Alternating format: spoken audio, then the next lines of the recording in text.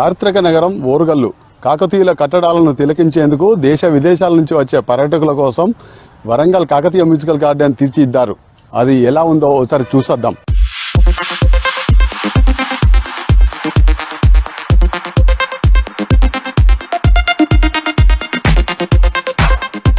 మనం ప్రస్తుతం వరంగల్ నగరంలోని కాకతీయ మ్యూజికల్ గార్డెన్లో ఉన్నాం. ఈ గార్డెన్ పునఃప్రారంభానికి ముస్తాబైంది.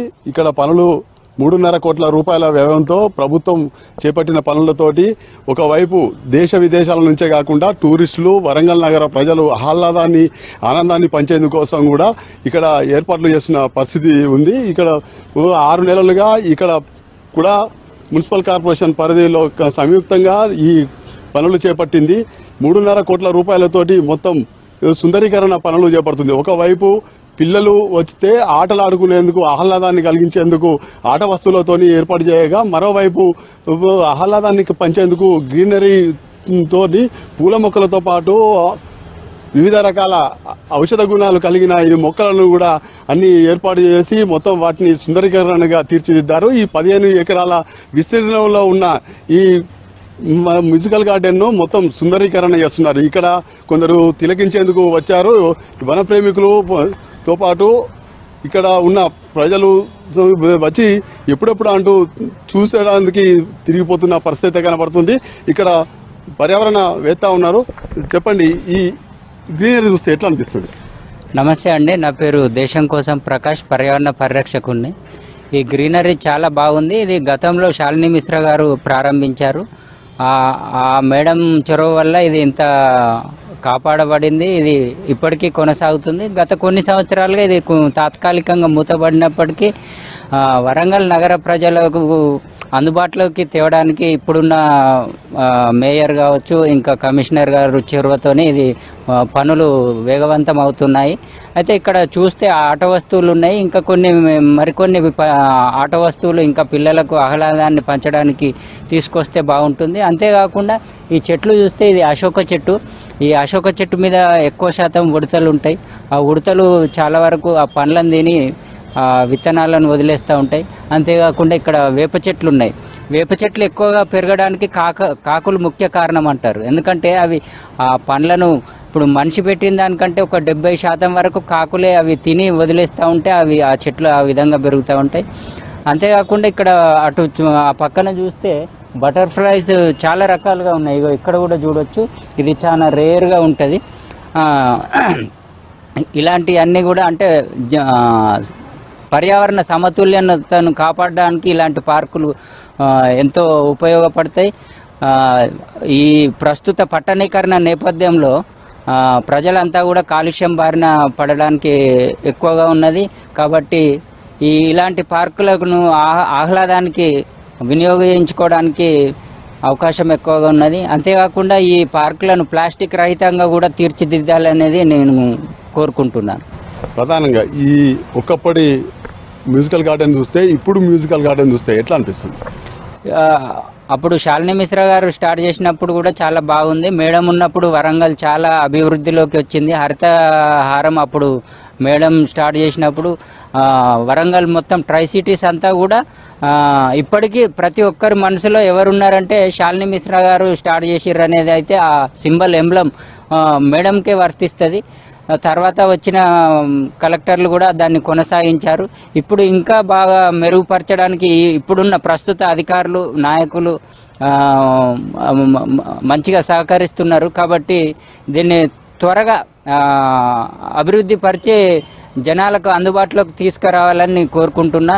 జనాలు కూడా ఎప్పుడెప్పుడు ఓపెనింగ్ అవుతుంది అంటే ఎప్పుడెప్పుడు మ్యూజికల్ గార్డెన్ దర్శించుకోవాలనేది ఉత్సుకతో ఉన్నారు. పరిస్థితి మొత్తానికి ఎక్కడ చూసినా పచ్చదనంతో ఆట వస్తువులతోని ఆహ్లాదకరంగా ఉంది. కాబట్టి ఇది ప్రారంభానికి తొందరగా ప్రారంభించినట్టయితే మాత్రం బాగుంటుంది అనేది ప్రజల అభిప్రాయం పడుతున్న పరిస్థితి.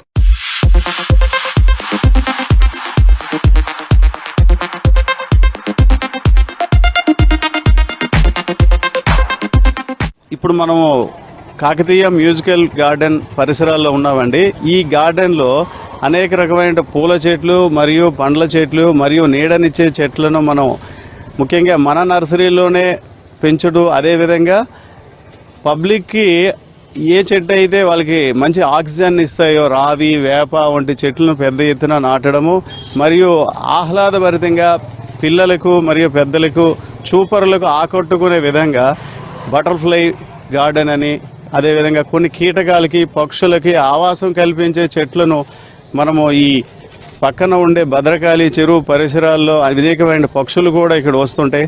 బయోడైవర్సిటీ పాయింట్ ఆఫ్ వ్యూలో అంటే జీవ వైవిధ్యతను పరిరక్షించే భాగంగా ప్రతి జీవి కూడా నివాసించడానికి అనుకూలంగా ఉండేటువంటి ఒక మైక్రో క్లైమేట్ సిస్టమ్ను కూడా ఇక్కడ అభివృద్ధి చేయడం జరిగింది.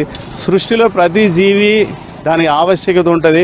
మనం చిన్న కీటకం నుండి అతిపెద్ద మనిషి, అదేవిధంగా పెద్ద పక్షుల వరకు కూడా వీటి ఆవాసాలను ఏర్పరచుకోవడానికి ముఖ్యంగా ఈ కాకతీయ మ్యూజికల్ గార్డెన్ని పునరుద్ధరణలో భాగంగా కూడా మరియు GWMC సంయుక్తంగా మేము మా యొక్క ఆలోచనకి మరియు ప్రజల యొక్క ఆలోచనలు అభిరుచులకు అనుగుణంగా మనము ఇన్ని నిర్మాణం చేపట్టాం.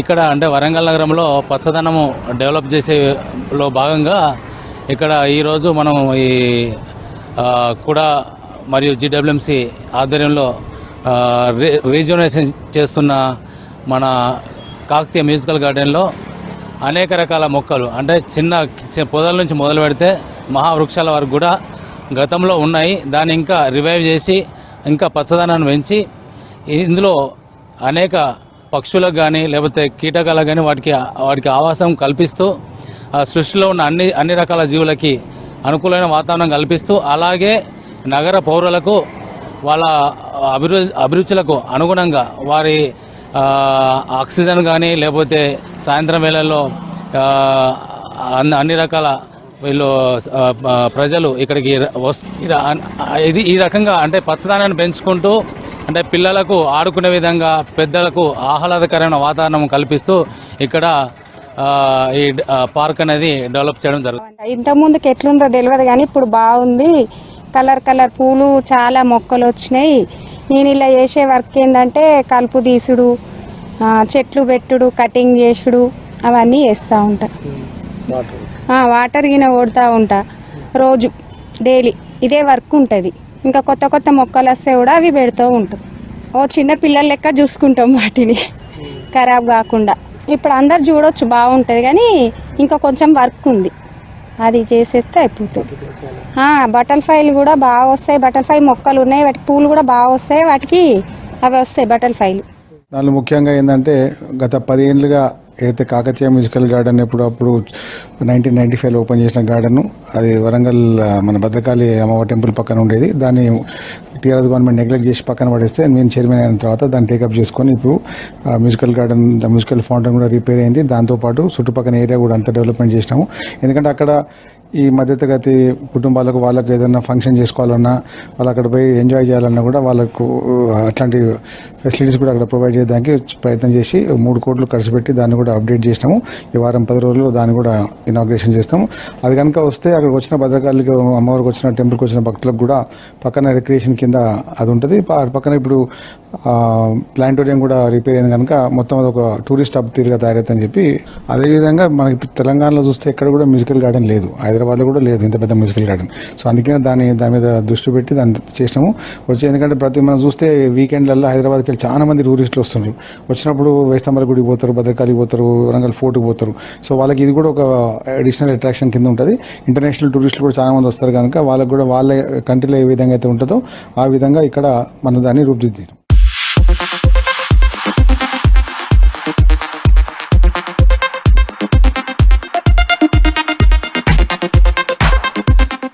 చూశారు కదా, మ్యూజికల్ గార్డెన్ ముస్తాబైంది. నగర ప్రజలకే కాదు, దూర ప్రాంతాల నుంచి వచ్చే ప్రజలకు ఆహ్లాదం, ఆనందాన్ని పంచే విధంగా తీర్చిదిద్దారు. ఇది తొందరగా ప్రారంభించాలని ప్రజలు కోరుకుంటున్నారు. ఆ దిశగా అధికారులు ప్రయత్నించాలని మనం కోరుకుందాం.